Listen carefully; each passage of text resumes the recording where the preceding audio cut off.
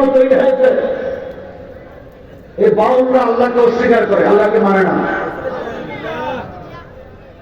বাউলদের কোনো ধর্ম নাই, তারা কোনো ধর্ম মানে না, নামাজ মানে না, রোজা হজ যাকাত মানে না, তারা বাইতুল্লাহ স্বীকার করে না। তারা বলে যে এই যে বাউলের গুরুর নাম কি?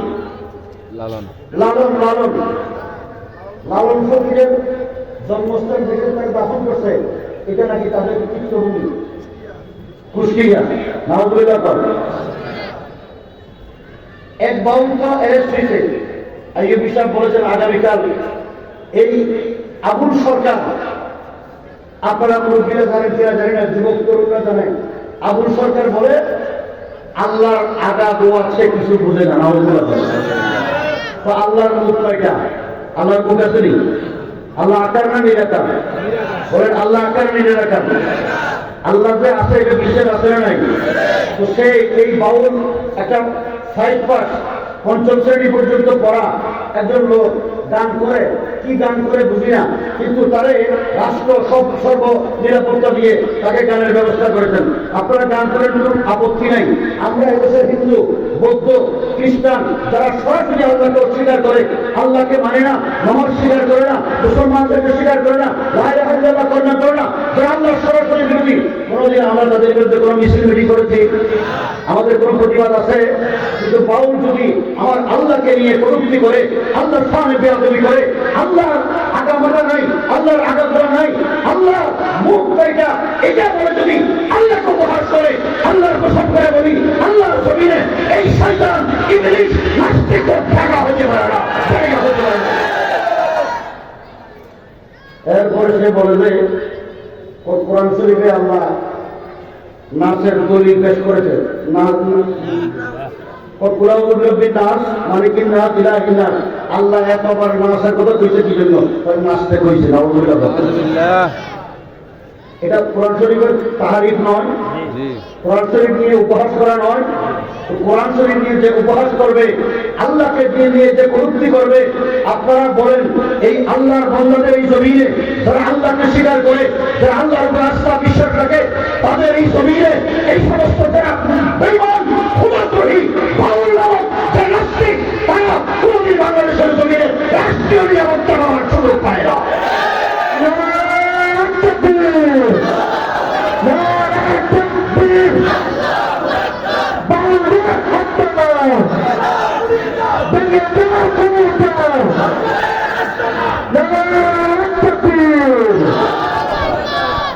উলামায়ে আকাবের দেওবন্দের কাজ হলো তাওহীদ খালিসের প্রতিষ্ঠা করা। উলামায়ে আকাবের দেওবন্দের কাজ হলো ইত্তেবায়ে সুন্নাহ প্রতিষ্ঠা করা। উলামায়ে আকাবের দেওবন্দের কাজ হলো তাআল্লুক আল্লাহ সৃষ্টি করা, মানুষের সাথে আল্লাহর সম্পর্ক তৈরি করা। উলামায়ে দেওবন্দের কাজ হলো ইলাহি কালিমাতুল্লাহ জিন্দাবাদ আদায় করা। আজকে উলামায়ে কেরাম দেওবন্দ উলামায়ে কেরাম আসা বলেন, আজকে বাউলদের ইসলাম বিরোধী কর্মকাণ্ডের বিরুদ্ধে প্রতিবাদে আমরা নেমেছি। ইসলামের নামে অনেক সংগঠন আছে, এখন কিন্তু প্রত্যেকের মুখে আঁকি দিয়ে বসে আছে। ঠিক আছে, ঠিক। রাজনীতির জন্য ইসলামের মৌলিক বিধানকে যারা অস্বীকার করবে, তাদের বিরুদ্ধে কথা বলতে পারবো না।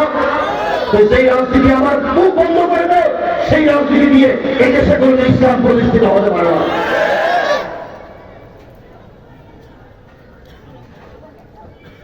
আমরা স্পষ্ট ভাষায় বলতে চাই, আল্লাহ রাব্বুল আলামিন পরিষ্কার ভাষায় কোরআন শরীফে আয়াত নাযিল করেছেন, ওয়াকাদ নাযালা আলাইকুম ফিল কিতাবি আন ইযা সামি'তুম আয়াতিল্লাহ ইউকফারু বিহা ওয়া ইস্তাহজাউ বিহা ফালা তাকুদু মা'হুম হাত্তা ইয়াকুদু ফি হাদিসিন গায়রি ইন্নাকুম ইযান মিসলুহুম।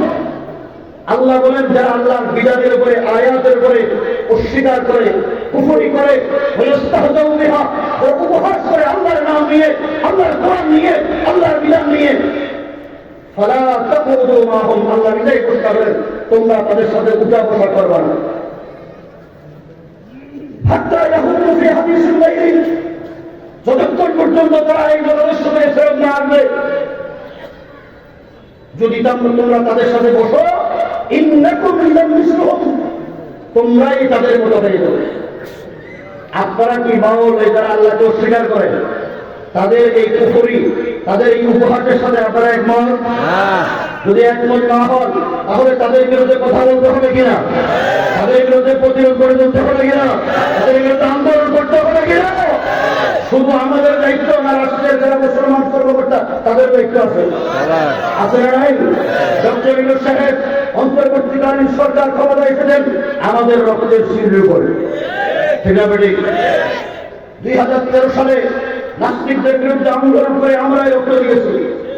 2021 সালে হিন্দুত্ববাদী জালেম মোদীর আগমনের বিরুদ্ধে আমরাই রক্ত দিয়েছি। 2024 সালে হাজার হাজার উলামায়ে কেরাম মাদ্রাসার তালেব ইলমরা রক্ত দিয়েছে। আমাদের সুরেশগঞ্জ ভাই এই মাদ্রাসার ছাত্র, মাদ্রাসার আলেম, কওমি মাদ্রাসার উলামায়ে কেরাম হেফাজতের নেতা কর্মীরা শহীদ হয়েছে। আমাদের সন্তানরা রক্ত দিয়েছে। আমাদের রক্তের সিঁড়ি বেয়ে আপনারা ক্ষমতায় এসেছেন। বিগত 16 বছর যে সরকার নাস্তিক বেঈমান খোদাদ্রোহীদেরকে আশ্রয় প্রশ্রয় দিয়েছে, আল্লাহ পাক তাদেরকে এমন ভাবে বাংলাদেশের জমিন থেকে উৎখাত করেছে, আজকে তাদের আল্লাহ বাচ্চাদেরকে খুঁজে পাওয়া যাচ্ছে না, ঠিক আছে? তারা তো বড় অহংকার করেছিল যে আমরা পলাই না, শেখের বেটি পলাই না, বলছিল না? এখন আছে না পলাইছে? একটু জোর করে কর, আছে না পলাইছে? আমরা ফেরাউনকে দেখি নাই, নমরুদকে দেখি নাই, আবু জেহেল আবু লাহাবকে দেখি নাই, কিন্তু ফেরাউনের কাহিনী কোরআন শরীফে আছে না নাই? নমরুদের কাহিনী কোরআনে আছে না নাই? আবু জেহেল আবু লাহাবদের কিচ্ছা সিরাতের কিতাবে আছে না নাই? আমরা ফেরাউনকে দেখি নাই, কিন্তু আল্লাহ পাক ফেরাউন নমরুদের মতো 91 লেডি ফেরাউন আমাদেরকে দেখিয়ে দিয়েছেন, যারা 16 বছর কোরআনের বিরুদ্ধে, ইসলামের বিরুদ্ধে, আল্লাহর বিরুদ্ধে, নবীর শান বা মর্যাদার বিরুদ্ধে, সাহাবায়ে কেরামের বিরুদ্ধে, উম্মাহাতুল মুমিনিনদের বিরুদ্ধে যারা কটূক্তি করেছে, যারা উপহাস করেছে, যারা কাট্টা বিদ্রোহ করেছে, তাদেরকে আশ্রয় প্রশ্রয় দিয়েছে, ঠিক আছে? আজকে আশ্রয় প্রশ্রয় দেওয়ার কারণে বাংলাদেশের মুসলমানরা এমনভাবে জাগ্রত হয়েছে যে বাংলাদেশের রাজনৈতিক শক্তিগুলো তাদেরকে পরাজিত করতে পারে নাই। আল্লাহ রাব্বুল আলামিন আল্লাহর বাহিনীর মতো বাংলাদেশের বেগুনা মাসুম যাদের বয়স 15 হয় নাই, এইরকম শিশু সন্তানদেরকে ছেলে মেয়েদেরকে বের করে এনে আপনারা বাহিনীর মতো এই জালেম লেডি ফেরাউন এবং তার বাহিনীকে পরাজিত করেছেন, ঠিক না? সুতরাং অন্তর্বর্তীকালীন সরকারের প্রতি আমাদের স্পষ্ট বার্তা, স্পষ্ট দাবি, যারা আল্লাহকে, মহান আল্লাহ রাব্বুল আলামিনের ইজ্জতের উপর আক্রমণ করেছে, যারা আল্লাহর শানে গুস্তাখি করেছে, যারা পবিত্র কোরআনকে কোরআনের উপর উপহাস করেছে, কোরআনকে নিয়ে বিদ্রোহ করেছে, তাদেরকে বাংলাদেশের জমিনে আমাদের ট্যাক্সের পয়সায় বেতন পাওয়া সরকারি পুলিশ ও সেনাবাহিনী দিয়ে নিরাপত্তা দেওয়া যাবে না, যাবে না, যাবে না। আপনারা তাদেরকে নিরাপত্তা দিবেন আর আমরা করে বসে থাকবো, তা কিন্তু কোনোদিন হতে পারে না। আমি আজকের এই মাহফিল থেকে স্পষ্ট ভাষায় গোয়েন্দা সংস্থার বাইরে থাকলে, সরকারের কোনো কর্মকর্তা থাকলে স্পষ্ট ভাষায় বলে দিতে চাই, আপনারা ভাষণ দিয়ে দেন, বাংলাদেশের তৌহিদি জনতা নাস্তিকদেরকে ছাড়ে নাই, পশ্চিমা নাস্তিকদের ছাড়ে নাই, তাওহীদদেরকে ছাড়ে নাই, আহমদ শরীফকে ছাড়ে নাই, নাস্তিক প্রজাতন্ত্রকে ছাড়ে নাই, এই বাউল ফল তাদেরকেও আমরা ছাড়তে পারব।